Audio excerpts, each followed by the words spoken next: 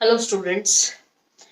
राजनीति विज्ञान के फर्स्ट ईयर के प्रश्न पत्र राजनीति विज्ञान के मूल आधार में अपनी पिछली क्लास को आगे बढ़ाते हुए मैं अंतर अनुशासनात्मक उपागम की चर्चा करूंगी। बच्चों, कल हमने बात करी थी अंतर अनुशासनात्मक उपागम है क्या, इंटरडिसिप्लिनरी अप्रोच, और हमने कहा था कि विभिन्न सामाजिक विज्ञानों के आपसी संबंध को जोड़ते हुए किसी एक विषय को समझने की पद्धति ही अंतर अनुशासनात्मक उपागम है। और राजनीति विज्ञान में जिस तरीके से परंपरागत समय से ही प्लेटो से लेकर वर्तमान तक विभिन्न विषयों को राजनीति विज्ञान के साथ जोड़े जाने की जो परंपरा रही है, हम राजनीति विज्ञान में इसी अंतर अनुशासनात्मक उपागम का अध्ययन करते हैं। एक बार फिर से मैं कुछ रिपीट कर रही हूँ आपके लिए। जैसे हमने कल कहा था कि नए विषय ऐसे बन गए हैं जिसमें दोनों विषय को जोड़ा जाता है। जैसे जियोपॉलिटिक्स आपने सुना हुआ है, पॉलिटिकल इकोनॉमी आपने सुना हुआ है, पॉलिटिकल सोशलाइजेशन, ऐसे कुछ नए विषय अब हम हमारी मॉडर्न थ्योरी में शामिल कर चुके हैं जहाँ दो विषयों को जोड़कर अध्ययन किया जाता है। तो अब मैं आ रही हूँ हमारे सेकंड पार्ट पे, जहाँ हम राजनीति विज्ञान का अन्य सामाजिक विज्ञानों के साथ संबंधों का हम चर्चा करेंगे। इसी क्रम में सबसे पहले हम ले रहे हैं राजनीति विज्ञान और इतिहास का संबंध। बच्चों, राजनीति विज्ञान और इतिहास बहुत ही आपस में जुड़े हुए दो विषय हैं। यदि हम हिस्ट्री की बात कर रहे हैं तो हम ऐसा है ही नहीं कि हम राज्य की चर्चा ना करें, और अगर हम राजनीति की बात कर रहे हैं तो कोई सी भी समस्या ले लें, हम उसके इतिहास में अवश्य जाते हैं। इसमें सीले का एक बहुत ही प्रथम फेमस कोटेशन है, history without politics has no fruit and politics without history has no root. यानी कि इतिहास में अगर राज्य की चर्चा न हो तो उसका कोई फल नहीं है, उसका कोई सार्थक उसका परिणाम नहीं निकल सकता। उसी तरीके से अगर राजनीति विज्ञान में हम बिना इतिहास की कोई बात कर रहे हैं तो उसके कोई जड़ें नहीं हैं। तो ये एक ऐसा कथन है जिससे हम कह सकते हैं कि दोनों ही विषय आपस में बहुत ही अभिन्न रूप से जुड़े हुए हैं। इसमें अगर हम देखें, कुछ पॉइंट वाइज चलते हैं, तो पहली चीज हम क्या कहते हैं, राजनीति विज्ञान इतिहास पर निर्भर है। जो मैंने अभी शुरू में आपसे कहा कि हम राजनीति विज्ञान में अगर लोकतंत्र की चर्चा कर रहे हैं या हम राज्य की उत्पत्ति की भी बात करते हैं तो हम क्या करते हैं, हम सबसे पहले उस समस्या या उस टॉपिक के हम इतिहास में जाते हैं। जैसे लोकतंत्र की हम बात करते हैं, भारत के लोकतंत्र की बात करते हैं तो हम प्राचीन काल से शुरू हो जाते हैं। भारत के वर्तमान की कोई भी अगर राजनीतिक प्रणाली है तो हम उसकी शुरुआत कैसे करते हैं कि ये पहले कब से भारत के संविधान द्वारा लागू किया गया है, या हमने ब्रिटिशर्स से इसको विरासत में लिया है, हमने उनसे अमेरिका से हमने लिया। तो हम हमेशा हर चीज को हम हिस्ट्री में जाकर ही पॉलिटिकल साइंस के कंसेप्ट को समझ सकते हैं। तो उस रूप में देखें तो राजनीति विज्ञान इतिहास पर निर्भर है। दूसरा कहते हैं कि राजनीति विज्ञान के लिए जो हम कह सकते हैं इतिहास एक प्रयोगशाला का काम करता है। फॉर एग्जाम्पल कि जब भी कोई सरकार नया निर्णय या नीति बनाती है तो ये कह सकते हैं कि आने वाले समय में उसका क्या परिणाम होगा। अगर बिल्कुल ही नॉवल चीज हो रही है, फर्स्ट टाइम हो रहा है, तो वो एक प्रयोग की तरह हो रहा है, और यदि वो प्रयोग के परिणाम सुखद है, सफल रहे हैं, तो उसको आगे भी कंटिन्यू किया जाएगा। अन्यथा उनको आने वाली सरकारें जो है उसका एक कटु अनुभव मानकर उस नीति को वो त्याग देते हैं। तो उस रूप में अगर हम देखें तो हाँ, इतिहास राजनीति विज्ञान की एक प्रयोगशाला है। तीसरा, जो हम दोनों के संबंधों की अगर हम बात करते हैं तो हम क्या कहते हैं कि राजनीति विज्ञान को जो है एक तरीके से इतिहास को सामग्री प्रदान कर रहा है ना। कि अगर हम हिस्ट्री की बात कर रहे हैं और हम राजनीति की बात नहीं कर रहे तो मैंने कहा कि ऐसी हिस्ट्री हो ही नहीं सकती। आप मुगल कालीन की बात कर रहे हैं, अकबर एक महान शासक की बात कर रहे हैं तो आप उसके साम्राज्य की अवश्य चर्चा करेंगे। तो अगर हम हिस्ट्री में राज्य की बात नहीं करते हैं तो हम हिस्ट्री की अधूरी है उसको माना जाता है। तो उस रूप में देखें तो राजनीति विज्ञान इतिहास को एक सामग्री प्रदान करने का कार्य करता है। चौथा, अगर हम इन दोनों के संबंधों की बात करें तो हम क्या कहते हैं, ऐतिहासिक घटनाएं जो भी घटित होती हैं वो किसी न किसी राजनीतिक विचारधारा के प्रभाव से ही होती है। जैसे हमारे सामने ये एग्जांपल है फ्रांस की क्रांति। तो फ्रांस पे हम देखें तो मोंटेस्क्यू के विचारों का बहुत बड़ा प्रभाव पड़ा, जिससे फ्रांस में स्वतंत्रता, समानता और भाईचारे की जो स्थापना हुई है वो इस क्रांति के द्वारा हुई। और क्रांति किसकी वजह से हुई है? तो मॉन्टेस्क्यू का जो विचारों का प्रभाव था।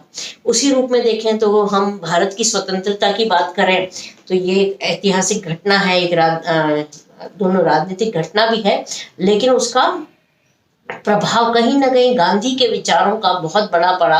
और ये माना जाता है कि गांधी के सत्याग्रह, अहिंसा, इन विचारों का भारत की जो स्वतंत्रता है उसमें बहुत बड़ा योगदान रहा है। तो उस रूप में देखें तो जो भी इतिहास की घटनाएं घटित होती हैं वो किसी न किसी राजनीतिक विचारधारा से अवश्य प्रभावित होती हैं। तो ये था बच्चों पॉलिटिकल साइंस एंड हिस्ट्री का आपसी रिश्ता। अब हम सेकंड उसमें ले रहे हैं राजनीति विज्ञान और अर्थशास्त्र। दोनों ही अगेन वापस जुड़ी हुई बातें आती हैं बच्चों। हम जब सरकार का आकलन करते हैं तो हम अक्सर उसकी राजनीतिक उपलब्धियों के साथ साथ उस देश की क्या अर्थव्यवस्था चल रही है, यदि वहां पर महंगाई बढ़ रही है तो क्या कहा जाता है कि सरकार जो है वो बहुत सफल नहीं हो रही है, सरकार की जो कार्यशैली है वो बहुत प्रभावी नहीं है, सरकार अपने राज्य को विकास की ओर नहीं ले जा रही है। तो कहीं ना कहीं आर्थिक मापदंड जो है वो राजनीतिक सफलता या विफलता का एक तरीके से पैमाना बन जाती है।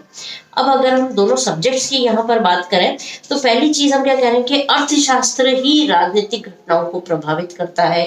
जैसे मैंने अभी कहा कि सरकार कंटिन्यू रहेगी या सरकार का तख्ता पलट हो जाएगा, बहुत कुछ उस देश की अर्थव्यवस्था पर निर्भर करता है। दूसरा हम ये कह रहे हैं कि अर्थशास्त्र जो है वो शासन के स्वरूप को भी तय करता है कि कैसा है शासन, पूंजीवादी शासन है या वो श्रमिकों के हित में कार्य कर रहा है तो वहां साम्यवादी शासन होगा। यदि वो समाज के पूरे हित की बात कर रहा है और राज्य के उत्पादन को इस रूप से अपने नियंत्रण में रखना चाहता है कि समाज का भला हो तो वहां समाजवादी विचारधारा होगी। तो उस रूप में देखें तो अर्थव्यवस्था ही किसी भी राज्य के शासन और स्वरूप को निर्धारित करती है। फिर तीसरी चीज जो हम कह रहे हैं कि राजनीति विज्ञान के जो भी उसकी नीतियां हैं वो अर्थशास्त्र से निर्भर होती हैं। यानी कि या दूसरे वे में इसको वाइस वर्सा हम कह सकते हैं कि राजनीतिक नीतियों से, राजनीतिक सरकार की कार्यशैली से ही अर्थव्यवस्था निर्धारित होती है। जैसे अपन मनमोहन सिंह के कार्यकाल की बात करते हैं तो मनमोहन सिंह के कार्यकाल में भारत ने जिस तरीके से ये माना जाता है कि वहां पर जो भी उनकी परिस्थितियां थी तो कहीं ना कहीं अर्थव्यवस्था धीमी गति से थी लेकिन एक स्थिर मानी जा रही थी। उसी के बाद तुरंत जब मोदी जी की सरकार बनी, प्रधानमंत्री मोदी जब आए तो उनको भारी बहुमत मिला तो लोगों की अपेक्षाएं थी कि भाई अब भारत की जो अर्थव्यवस्था है वो दिन रात और ज्यादा उन्नति करेगी, वो राइस पर चली जाएगी। तो इस रूप में अगर हम देखें तो ये सारी चीजें क्या है, ये राजनीतिक व्यवस्था और अर्थव्यवस्था का जुड़ाव प्रकट करती है। उसके अलावा अगर हम देखें तो नेक्स्ट जो हम ले रहे हैं वो है राजनीति विज्ञान और नीति शास्त्र। एक तरीके से हम कह सकते हैं कि राजनीति में ही नीति शब्द आ रहा है। एक राज्य की नैतिकता की बात करता है, एक व्यक्तिगत नैतिकता की बात करता है। दोनों के बीच में अगर हम संबंधों की बात करें तो पहली चीज तो हम ये कह सकते हैं कि राजनीति विज्ञान नीति शास्त्र के उद्देश्यों को साकार रूप प्रदान करता है, राज्य ऐसी परिस्थिति प्रदान करता है जिससे व्यक्ति की नैतिकता बनी रहे। तीसरी चीज हम ये कह सकते हैं कि नीति शास्त्र एक तरीके से राजनीति के लिए शिक्षक की भूमिका अदा करता है। यानी कि चाहे वो नेता हो, चाहे वो जनता हो, जो हम कहते हैं कि भाई अपनी कर्तव्यनिष्ठ होना चाहिए, अपने कर्तव्यों का पालन करना चाहिए, भ्रष्टाचार से दूर रहना चाहिए। तो एक तरीके से राज्य के लिए आचरण की जो संहिता है, आचरण संहिता जिसको हम आचार संहिता कहते हैं, वो नीति शास्त्र द्वारा ही तय की जाती है। नेक्स्ट है बच्चों राजनीति विज्ञान और समाज शास्त्र का संबंध। दोनों ही सामाजिक विज्ञान के बहुत ही महत्वपूर्ण विषय हैं और दोनों ही मानव का अध्ययन करते हैं। दोनों की जो विषय वस्तु है वो एक तरीके से समान है। समाज में हम परिवार की बात करते हैं, समूह के रूप में मानव की विभिन्न प्रक्रियाओं की क्रियाओं की बात करते हैं। वहीं राजनीति विज्ञान में हम उसके राजनीतिक व्यवहार या मनुष्य की राजनीतिक जीवन शैली की हम चर्चा करते हैं। अब हम यहाँ दोनों के अगर संबंधों की बात करें तो पहली चीज ये माना जाता है बच्चों के समाज शास्त्र जो है वो राजनीति विज्ञान का आधार है। कि चाहे मनुष्य के राज्य की उत्पत्ति की हम बात करें, जब हम क्या कहते हैं राज्य बाद में बना, पहले व्यक्ति जो है एकाकी जीवन से सामाजिक जीवन जीने लगा और फिर समाज में व्यवस्था लाने के लिए उसने राज्य की उत्पत्ति करी। तो उस रूप में ऐसी कुछ सिद्धांत हमें राजनीति विज्ञान में मिलते हैं, जिससे कि हम कह सकते हैं कि राजनीति विज्ञान के लिए समाजशास्त्र एक आधार का कार्य करता है। दूसरा जो पॉइंट है वो हम ये कह सकते हैं, राजनीति विज्ञान के अध्ययन में जो है वो समाजशास्त्र बहुत ही सहायक है। किस रूप में? मैंने अभी आपको एग्जांपल दिया था, राज्य की उत्पत्ति का सिद्धांत है, या मार्क्स की थ्योरी की अगर हम बात करें वो भी एक राजनीतिक सिद्धांत है, लेकिन उसमें भी समाज के विभिन्न वर्गों का चित्रण किया गया है। और उसी तरीके से अगर हम देखें तो समाज को जो एक संगठित या सुसज्जित या एक सुंदर जीवन जीने की जो कला है वो राजनीति विज्ञान के द्वारा ही प्राप्त होती है। तो ये था बच्चों राजनीति विज्ञान और समाजशास्त्र का संबंध। लास्ट टॉपिक अब हम इसमें ले रहे हैं राजनीति विज्ञान और मनोविज्ञान।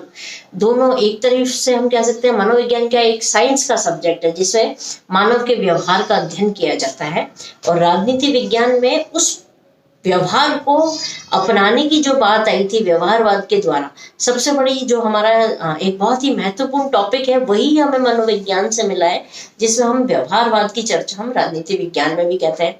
दोनों की समानता क्या है? दोनों ने ही मानव के व्यवहार के अध्ययन की बात करी है। राजनीति में हम कहते हैं कि सबसे श्रेष्ठ नेता वो है जो जन मनोविज्ञान को समझ ले। और तीसरी चीज हम ये कह सकते हैं कि किसी भी देश में क्रांति से सुरक्षा का काम कौन करता है? उस देश की जनता का मनोविज्ञान। यदि नेता उस मनोविज्ञान को समझ लें और जनता की अपेक्षाओं के अनुकूल वो अपनी नीतियां बनाए, जनता की अपेक्षा के अनुकूल वे कार्य करें, तो ऐसे राज्य में कभी भी क्रांति नहीं होगी। तो इस रूप में अगर हम देखें तो दोनों ही विषय एक दूसरे को प्रभावित करते हैं।